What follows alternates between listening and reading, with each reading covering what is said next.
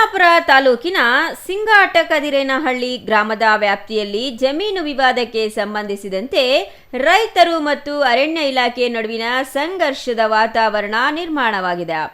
ಸಿಂಗಾಟಕದಿರೇನಹಳ್ಳಿ ಗ್ರಾಮದ survey number 67ರಲ್ಲಿ ಒಟ್ಟು 21 ಎಕರೆ ಜಮೀನಿನ ಹಕ್ಕಿಗಾಗಿ ರೈತರು ಹೋರಾಟ ನಡೆಸುತ್ತಿದ್ದಾರೆ. 1992-93ರ ಅವಧಿಯಲ್ಲಿ ಕಂದಾಯ ಇಲಾಖೆಯಿಂದ ಈ ಜಮೀನು ರೈತರಿಗೆ ಮಂಜೂರಾಗಿದೆ. ಆದರೆ ಇದೇ ಜಮೀನನ್ನು 1992-93ರ ಅವಧಿಯಲ್ಲೇ ಅರಣ್ಯ ಇಲಾಖೆಗೆ ಮಂಜೂರು ಮಾಡಲಾಗಿದೆ ಎಂಬ ದಾಖಲೆಗಳ ಆಧಾರದಲ್ಲಿ ಅರಣ್ಯ ಇಲಾಖೆ ಜಮೀನು ತನ್ನದೆಂದು ಹೇಳುತ್ತಿದೆ.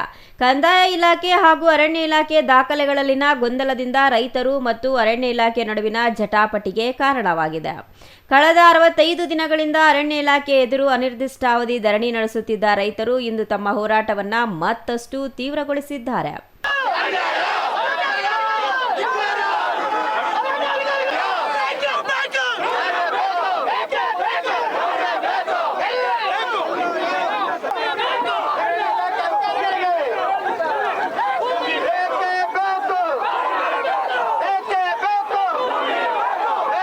ರೈತರು ಕಳೆದ 70 ದಿನಗಳಿಂದ ಅವರು ಭೂಮಿಯನ್ನು ಅತಿಕ್ರಮ ಮಾಡಿರ್ತಕ್ಕಂಥ ಅರಣ್ಯ ಇಲಾಖೆ ವಿಧಾನವನ್ನು ವಿರೋಧ ಮಾಡಿ ಹೋರಾಟವನ್ನು ಮಾಡ್ತಾ ಇದ್ದಾರೆ.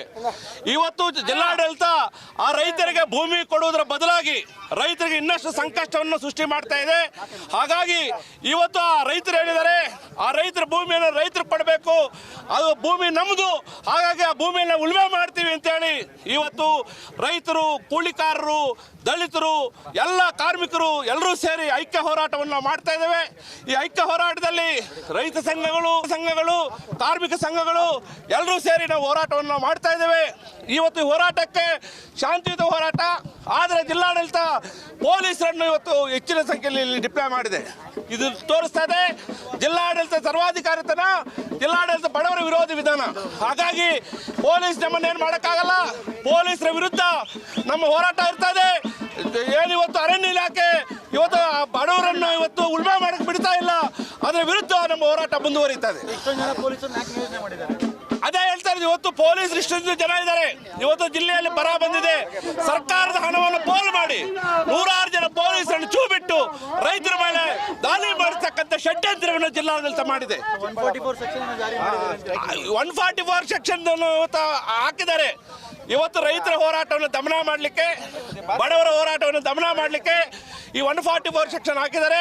ಇದನ್ನು ನಾವು ಹಿಮ್ಮೆಟ್ಟಿಸ್ತೀವಿ, ಇದ್ರ ವಿರುದ್ಧ ಕೂಡ ಹೋರಾಟ ಮಾಡ್ತೀವಿ.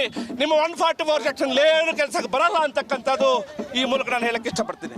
ಹೌದು, ಇಂದು ಮುದ್ದೇನಹಳ್ಳಿಯಿಂದ ವಿಟಿಯು ಕ್ಯಾಂಪಸ್ವರೆಗೆ ರೈತರು ಬೃಹತ್ ಪ್ರತಿಭಟನಾ ಮೆರವಣಿಗೆ ನಡೆಸಿದ್ರು. ನೂರಾರು ಮಂದಿ ರೈತರು ಜಮೀನಿಗಾಗಿ ಬೃಹತ್ ಪಾದಯಾತ್ರೆ ನಡೆಸಿ ವಿವಾದಿತ ಜಮೀನಿನೊಳಗೆ ಹೋಗುವ ಸಲುವಾಗಿ ಮುದ್ದೇನಹಳ್ಳಿ ವಿಟಿಯು ಕ್ಯಾಂಪಸ್ ಬಳಿ ಜಮಾಯಿಸಿದ್ರು. ಸಿಂಗಾಟಕದಿರೇನಹಳ್ಳಿ ಗ್ರಾಮದ ಸರ್ವೆ ನಂಬರ್ 67ರ ವಿವಾದಿತ ಜಮೀನಿನತ್ತ ತೆರಳಲು ಪ್ಲಾನ್ ಮಾಡಿದ್ದ ರೈತರ ಪ್ಲಾನ್ ಫ್ಲಾಪ್ ಮಾಡಲು ಸರಿಸುಮಾರು 250ಕ್ಕೂ ಹೆಚ್ಚು ಮಂದಿ ಪೊಲೀಸರನ್ನ ನಿಯೋಜನೆ ಮಾಡಲಾಗಿತ್ತು. ಚಿಕ್ಕಬಳ್ಳಾಪುರ ಎಸ್ಪಿ ಕುಶಾಲ್ ಚೌಕ್ಸೆ ನೇತೃತ್ವದಲ್ಲಿ ಪೊಲೀಸ್ ಬಂದೋಬಸ್ತ್ ಮಾಡಲಾಗಿದ್ದು, ವಿವಾದಿತ ಸ್ಥಳದ ಸುತ್ತಲೂ ಪೊಲೀಸರು ಕಟ್ಟೆಚ್ಚರ ವಹಿಸಿದ್ರು. ನಮ್ಮ Chikkaballapura district Nandi police station ಲಿಮಿಟ್ಸಲ್ಲಿ ಒಂದು ಸಿಂಗಾಟಕದಿರೇನಹಳ್ಳಿ ಊರಲ್ಲಿ ಸುಮಾರು 40 ದಿನದಿಂದ ಒಂದು ಫಾರ್ಮರ್ಸ್ ವರ್ಸಸ್ ಫಾರೆಸ್ಟ್ ಅವರದು ಇಶ್ಯೂ ನಡ್ತಾ ಇದೆ. ಫಾರ್ಮರ್ಸಲ್ಲಿ 7 ದಲಿತ್ ಫ್ಯಾಮಿಲೀಸ್ ಕೇಳ್ತಾ ಇದ್ದಾರೆ ಕಿ ಅವರಿಗೆ ಸಾಗುವಳಿ ಚೀಟಿಯಿಂದ ಈ ಜಾಗ ಸಿಕ್ಕಿತ್ತು. ಫಾರೆಸ್ಟ್ದವ್ರ ಪ್ರಕಾರ ಆ ಜಮೀನು ಅವರದು ಇದೆ. ಈ ಕಾರಣ ಬಗ್ಗೆ 40 ದಿನದಿಂದ DFO ಆಫೀಸ್ ಮುಂದೆ ಪ್ರತಿಭಟನೆ ಮಾಡ್ತಾಯಿದ್ರು.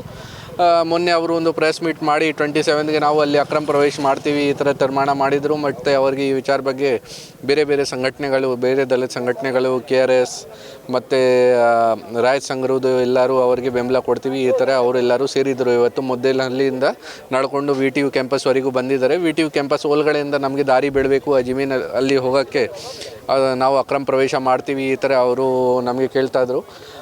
DC ಸಾಹೇಬರು ಒಂದು 163 BNSS ಪ್ರಕಾರ ರಿಸ್ಟ್ರೈನಿಂಗ್ ಆರ್ಡರ್ ಮಾಡಿದರು. ನಿನ್ನೆ ನಾವು ಅವ್ರ ಜೊತೆ ಡಿಸ್ಕಷನ್ ಮಾಡಿದ್ದೀವಿ. ಆಮೇಲೆ ಮತ್ತು ಎಕ್ಸಿಕ್ಯೂಟಿವ್ ಮ್ಯಾಜಿಸ್ಟ್ರೇಟ್ ಆಗಿ AC ಅವರು ಕೂಡ ಬಂದಿದ್ದರು. ಆಮೇಲೆ ಅವ್ರ ಜೊತೆ ಇಲ್ಲಿ ಪ್ರತಿಭಟನೆದವ್ರ ಜೊತೆ ಮಾತಾಡಿ ಅವರು ಏನಾದರೂ ನಮಗೆ ಮೆಮೊರಂಡಮ್ ಕೊಡ್ತಾರೆ, ಅದನ್ನು ನಾವು ಪರಿಶೀಲನೆ ಮಾಡ್ತೀವಿ, ಈ ಥರ ಎಲ್ಲ ಮಾತಾಡಿದ್ದೀವಿ. ಲಾಸ್ಟಲ್ಲಿ ಅವರು ಹೇಳಿದ್ದಾರೆ ಕಿ ನಾವು ಅಕ್ರಮವಾಗಿ ಪ್ರವೇಶ ಮಾಡ್ತೀವಿ. ಆ ಟೈಮ್ಗೆ ನಾವು ತಿಳಿಸಿದ್ದೀವಿ ಕಿ ಇದು ಈ ಥರ ರಿಸ್ಟೈನಿಂಗ್ ಆರ್ಡರ್ ಆಗಿದೆ, ಅವ್ರ ಮೇಲೆ ಪ್ರಿವೆಂಟಿವ್ ಡಿಟೆನ್ಷನ್ ಅದು ಕ್ರಮ ಆಗಬೇಕು. ಆಮೇಲೆ ಸುಮಾರು ಜನ ಸ್ವಂತ ಕೂತಿದ್ದಾರೆ, ಸುಮಾರು ಜನಗೆ ನಾವು ಕೂರಿಸಿದ್ದೀವಿ ಬಸ್ಸಲ್ಲಿ. ಟೋಟಲ್ 4 ಬಸ್ಸಸ್ದು ವ್ಯವಸ್ಥೆ ಮಾಡಿದೆ. ಎಲ್ಲರಿಗೆ 4 ಬಸ್ಸಲ್ಲಿ ಕೂರಿಸಿ ಈಗ DR ಗ್ರೌಂಡ್ SP ಆಫೀಸ್ ಚಿಕ್ಕಬಳ್ಳಾಪುರ್ಗೆ ನಾವು ಕಳಿಸಿದ್ದೀವಿ. ಅವರಿಂದ ಅವ್ರ ಡೀಟೇಲ್ಸ್ ಕಲೆಕ್ಟ್ ಮಾಡಿ ಅವರಿಗೆ ಬಿಡ್ತೀವಿ, ರಿಲೀಸ್ ಮಾಡ್ತೀವಿ. ನೋಡಿ, ಇದು first of all VTU campus ಒಳಗಡೆಯಿಂದ ದಾರಿ ಕೇಳ್ತಾಯಿದ್ರು. ಅದು ಒಂದು ಗೌರ್ಮೆಂಟ್ ಕಾಲೇಜ್ ಇದೆಯಾ, ಅಡ್ಮಿಷನ್ ಪ್ರೊಸೆಸ್ ನಡ್ತಾ ಇದೆ, ಪ್ರತಿದಿನ ಕ್ಲಾಸಸ್ ನಡ್ತಾ ಇದೆ. ಫಸ್ಟ್ ಆಫ್ ಆಲ್ ಒಳಗಡೆಯಿಂದ ಬೆಳಕ್ಕೆ ಅವಕಾಶ ಆಗಲ್ಲ. ಸೆಕೆಂಡ್, ಈ ಜಮೀನು ಬಗ್ಗೆ ಕೂಡ ಸುಮಾರು ದಿನದಿಂದ ನಡ್ತಾ ಇದೆ. ಅವರು ಪ್ರತಿಭಟನೆ ಮಾಡಿದ್ದಾರೆ, ಸುಮಾರು ಡಿಸ್ಕಷನ್ಸ್ ಆಯಿತು. ಆಮೇಲೆ ಕೂಡ ಇದು ಸಾಲ್ವ್ ಆಗಲಿಲ್ಲ ಸಮಸ್ಯೆ. ಫಾರೆಸ್ಟ್ ಅವರ ಪ್ರಕಾರ ಅವರದು ಜಮೀನಿದೆ. ಸೊ ಇದು ಎಲ್ಲ ಸೀನಿಯರ್ ಲೆವೆಲಲ್ಲಿ ಡಿಸ್ಕಷನ್ ಆಗಿ ಏನು ತೀರ್ಮಾನ ಆಗಬೇಕು ಈ ಕಾರಣ ಬಗ್ಗೆ ರಿಸ್ಟೈನಿಂಗ್ ಆರ್ಡರ್ ಒಂದು ತಗೊಂಡಿದೆ. ನಮ್ಮ ಮಾಹಿತಿ ಪ್ರಕಾರ ಲೇಡೀಸ್ ಜಾಸ್ತಿ ಬರ್ತಾರೆ, ಆ ಕಾರಣ ಬಗ್ಗೆ ನಾವು ಲೇಡೀಸ್ ಸ್ಟಾಫ್ ಕೂಡ ಜಾಸ್ತಿ ಕರೆದಿದೆ. ನಾವು ಅರೌಂಡ್ 300 ಜನ ಸ್ಟಾಫ್ದು ವ್ಯವಸ್ಥೆ ಮಾಡಿದೆ. ಹೊರಗಡೆಯಿಂದ ವುಮೆನ್ KSRPದು ಒಂದು ತುಕಡಿ ಬಂದಿದೆ, 2 ಜೆಂಟ್ಸ್ ಅಂದರೆ ಮೇನ್ KSRP ಬಂದಿತ್ತು. ಮತ್ತು ಹೊರಗಡೆಯಿಂದ ಒಂದು ಲೇಡಿ DSPಗೆ ಕರೆದಿದೆ, ಲೇಡಿ ಇನ್ಸ್ಪೆಕ್ಟರ್ಸ್ಗೆ ಕರೆದಿದೆ.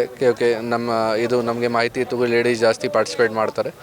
ಈಗ ಆರಾಮಾಗಿ ಪೀಸ್ಫುಲ್ಲಾಗಿ ಮುಗ್ದಿದೆ ಬಂದೋಬಸ್ತ್. ಮತ್ತು ಅವರದ್ದು ಮುಂದೆ ಕೂಡ ಏನಾಗಬೇಕು ಅವರು AC ಅವರು ಅವ್ರ ಜೊತೆ ಮಾತಾಡಿದ್ದಾರೆ. ಸೊ ಆ ವಿಚಾರ ಬಗ್ಗೆ ಕೂಡ ಅವರು ಪರಿಶೀಲನೆ ಮಾಡ್ತಾರೆ. ಒಟ್ನಲ್ಲಿ ಕಂದಾಯ ಇಲಾಖೆ ನಮಗೆ ಮಂಜೂರು ಮಾಡಿರುವ ಜಮೀನು ನಮಗೆ ಸೇರಬೇಕು, ನಮ್ಮ ಹಕ್ಕಿನ ಜಮೀನನ್ನು ವಶಕ್ಕೆ ಪಡೆಯಲು ಬಿಡಬೇಕು ಎಂಬುದು ರೈತರ ಆಗ್ರಹ. ಒಂದೆಡೆ ಕಂದಾಯ ಇಲಾಖೆ ಮಂಜೂರು ಮಾಡಿರುವ ಜಮೀನು ನಮ್ಮದು ಎಂದು ರೈತರ ವಾದ, ಮತ್ತೊಂದೆಡೆ ಇದೇ ಜಮೀನು ಅರಣ್ಯ ಇಲಾಖೆಗೆ ಸೇರಿದ್ದು ಎಂಬ ಅರಣ್ಯ ಇಲಾಖೆಯ ವಾದ.